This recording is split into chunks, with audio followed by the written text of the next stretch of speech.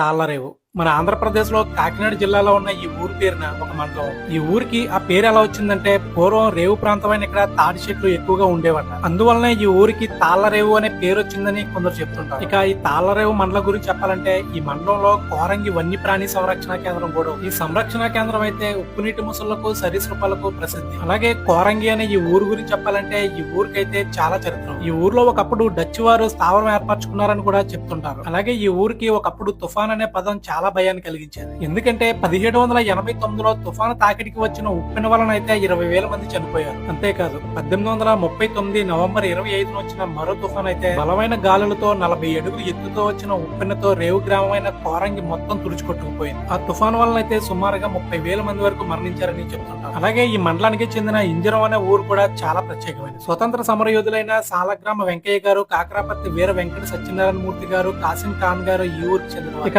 All Andhra all mandals అనే మా concept లో ఈ తాళ్లరేవు మండలానికి సంబంధించిన మా వీడియో అయితే మీకు నచ్చిందని అనుకుంటున్నాను.